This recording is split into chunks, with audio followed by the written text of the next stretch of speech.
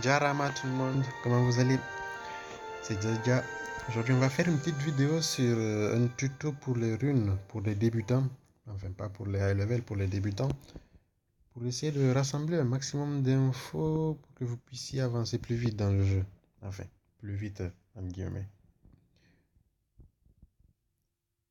Donc là, ça charge. On va essayer de parler de toutes les runes et j'essaie de vous donner tout ce que je sais, ce que j'ai appris sur le runage. Donc déjà, on a 16 types de runes qui sont là. Tout le monde sait que dans ce jeu, le truc le plus important, si vous voulez avancer, ce sont les runes. Si tu n'as pas de bonnes runes, ben, tu resteras toujours en bas. Donc là, par exemple, on a une rune. Les runes se présentent comme ça, elles ont un titre. Fort énergie héroïque. Le terme héroïque, c'est la qualité de la rune en fait. Ensuite, tu as le 1 là qui est l'emplacement et tu as le bonus que la rune t'offre quand tu respectes le 7. Là, par exemple, tu as un 7 de 2. Donc, cette rune-là, elle va par paire. Et d'autres runes, par exemple celle-là, c'est un set de 4. Donc, elles vont par 4 runes pour obtenir le bonus. Ok.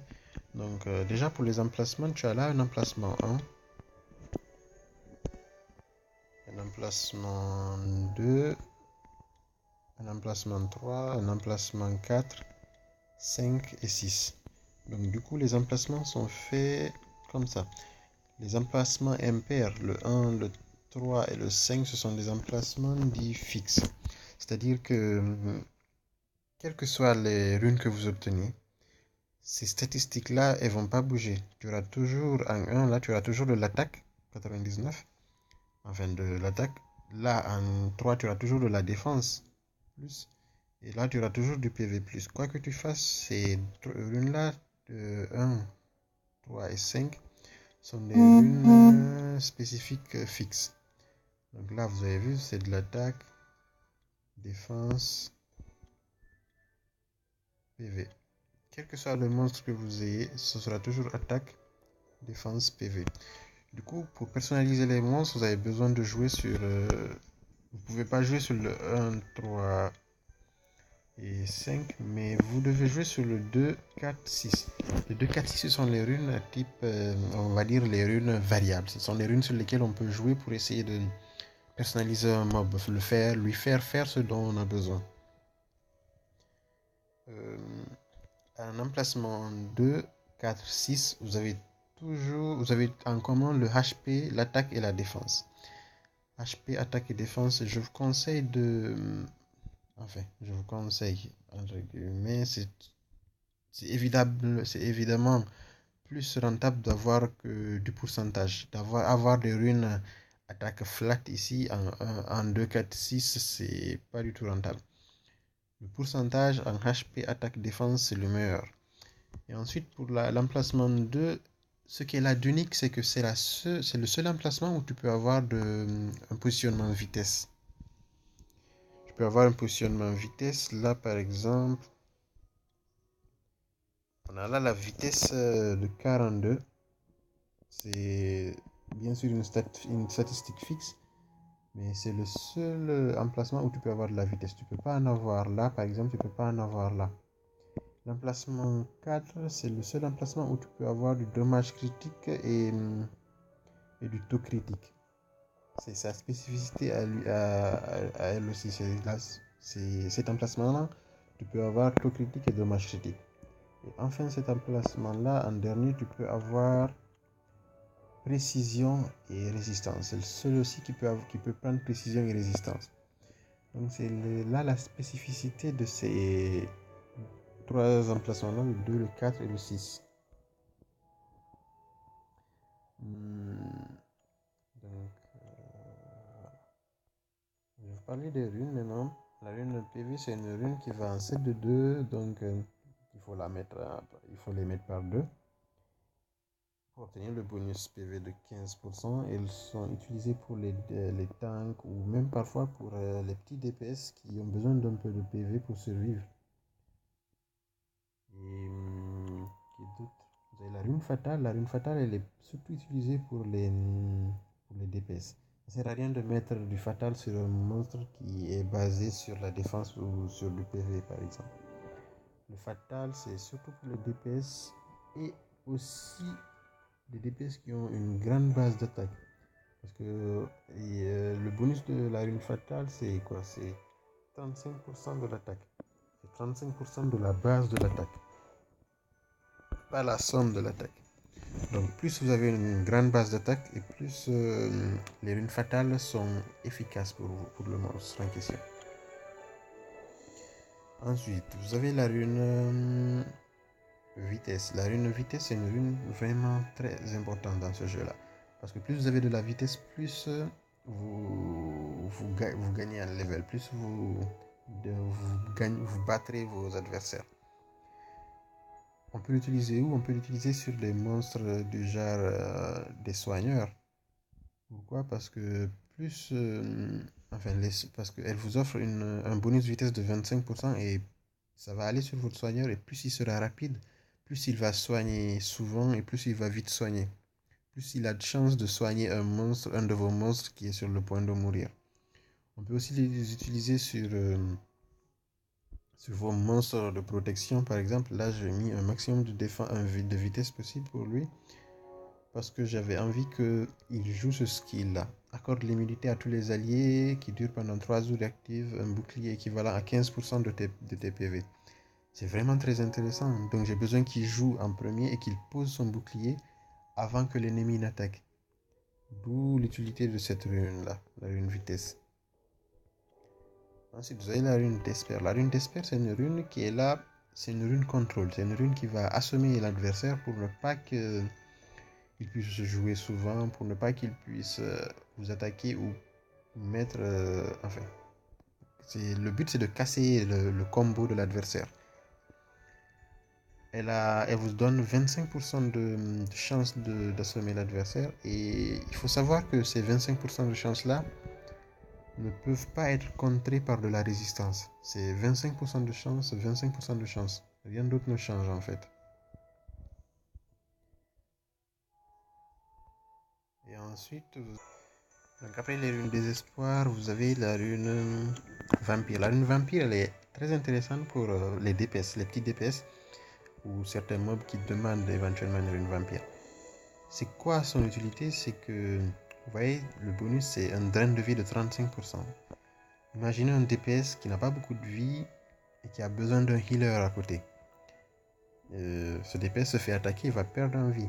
Mais une fois que lui aussi à son tour va attaquer, il va récupérer 35% des dégâts qu'il a infligés comme vie, comme HP. Donc il va s'auto-soigner. Ça va le permettre de patienter jusqu'à ce que les cooldowns du healer ou du soigneur à côté soient full et qu'il se fasse soigner. C'est une rune qui est vraiment pas mal. Et je la jouerai bien sur les DPS et aussi sur certains tanks. Mais surtout sur les DPS.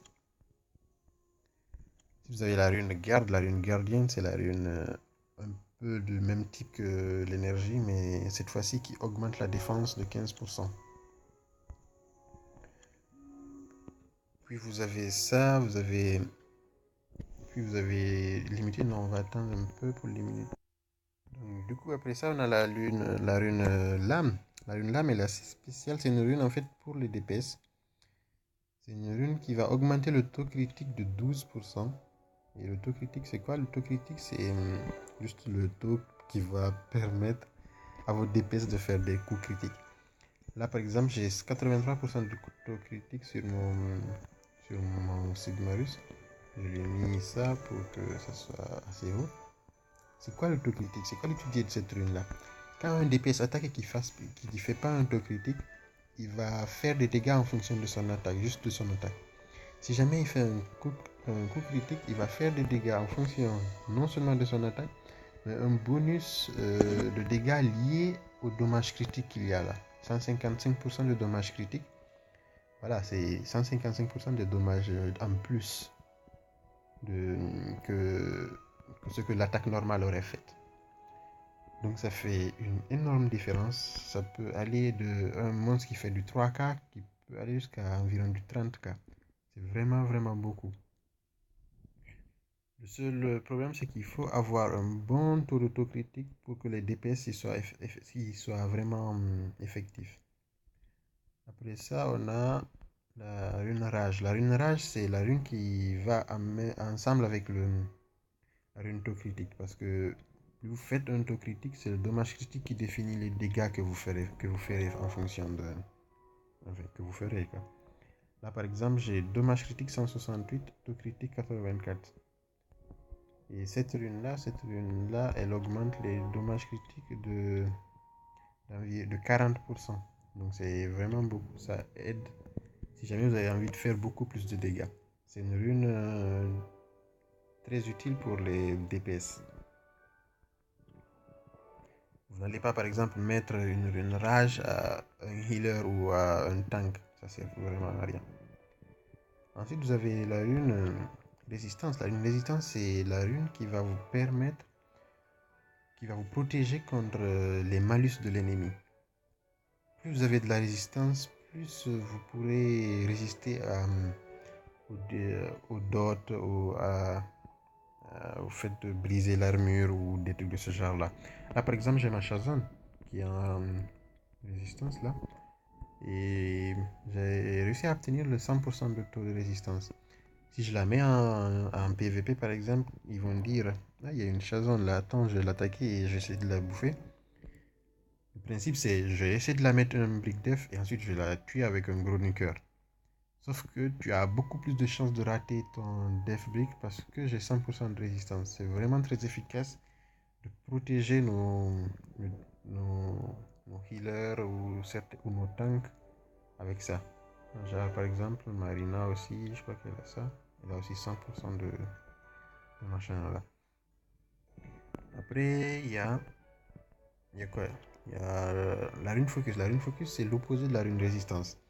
Elle va permettre à vos mobs de gagner en précision, c'est-à-dire précision 20%, et donc permettre à tes mobs d'avoir plus de chances de poser les debuffs, genre Death Break ou un slow ou n'importe quoi, tout ce qui va avec. C'est une rune assez intéressante pour les supports surtout. Elle peut aller de pair, des fois on peut s'en passer pour mettre en position 6 de la précision par exemple. Mettre une rune précision et placer autre chose à la place. Après ça, on a quoi d'autre? Après ça, on a la rune violence. C'est la rune la plus extravagante du jeu. C'est une rune qui est vraiment préconisée pour le high level, pour gravir les échelons. Mais elle est un peu compliquée à obtenir. Et les bonnes violentes sont très rares, enfin sont rares on va dire. Mais une fois que vous avez ces runes violentes-là, vous pouvez les mettre sur votre DPS, vous pouvez les mettre sur des healers. Elles vont absolument sur tout. Ce sont des runes passe-partout en fait. Et le fait de pouvoir faire jouer un healer 3 fois de suite ou de faire jouer un DPS 4 fois de suite, eh ben, ça ne donne aucune chance à l'ennemi de pouvoir riposter. Donc ensuite, il reste la rune quoi? Il reste la rune Némésis. La rune Némésis, c'est une rune en fait qui va vous permettre de gagner de la barre d'attaque. Plus vous allez vous faire attaquer, plus votre jauge d'attaque va augmenter. C'est une rune qui est très efficace sur vos healers par exemple, ou par exemple un Veromos. Plus il va se faire attaquer, plus il a de chances de jouer et éviter la prochaine salve. Là, par exemple, une Shazon, une healeuse, elle va se faire attaquer, elle va se faire mitrailler, sa vie va diminuer, mais en même temps, sa barre d'attaque va augmenter. Donc, avant que le prochain DPS ennemi la termine, elle aura déjà sa barre d'attaque full. Elle va pouvoir se soigner entre temps. C'est une rune très efficace, mais il faut un certain level pour l'obtenir.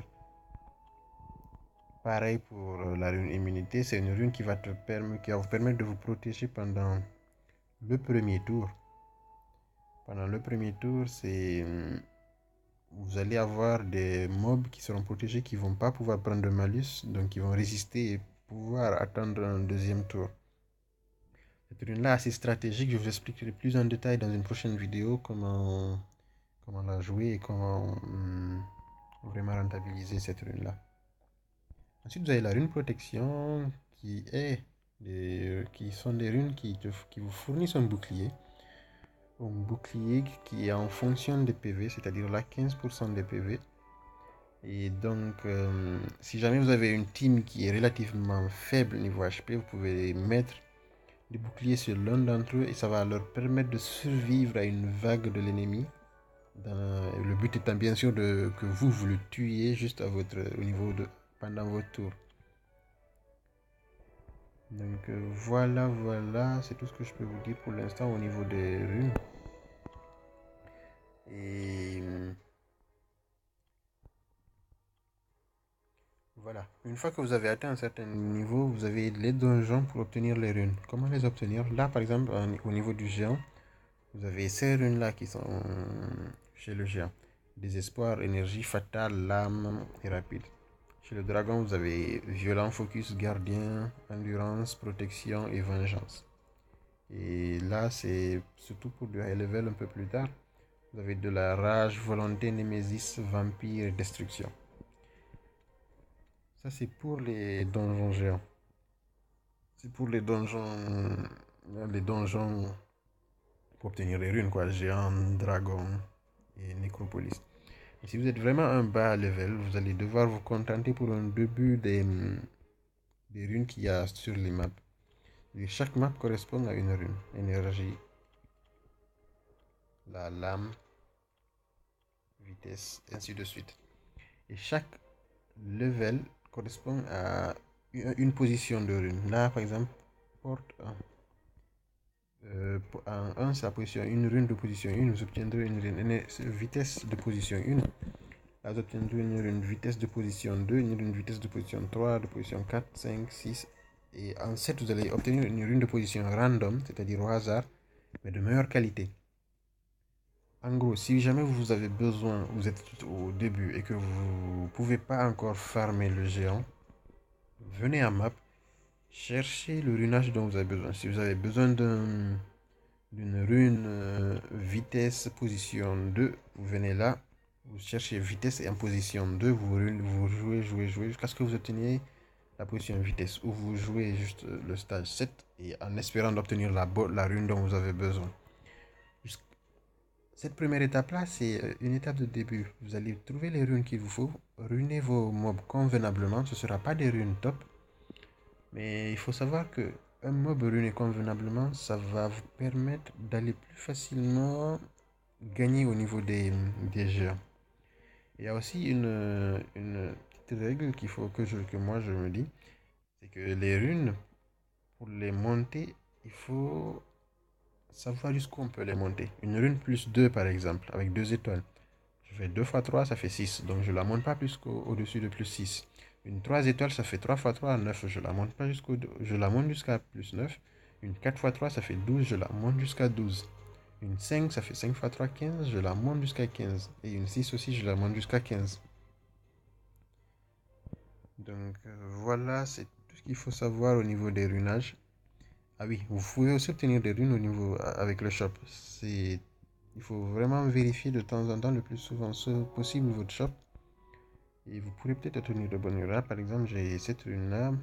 J'en ai pas vraiment besoin, mais pour un petit level, ça peut être vraiment intéressant d'obtenir cette rune-là. J'ai besoin d'un vagabond, je vais en acheter un. Donc voilà, c'est tout ce que je peux vous dire sur les runes. J'espère que ça vous a beaucoup aidé. Si jamais vous avez besoin d'aide, n'hésitez pas à venir sur mon channel, c'est celui-ci, 3538. J'y suis quasiment tout le temps et je pourrais vous aider à bâtir des teams pour géants pour plus tard. Et bien sûr, si vous avez des questions, posez-les juste en dessous de cette vidéo et je répondrai le plus vite possible. Merci encore d'avoir suivi cette vidéo. À plus.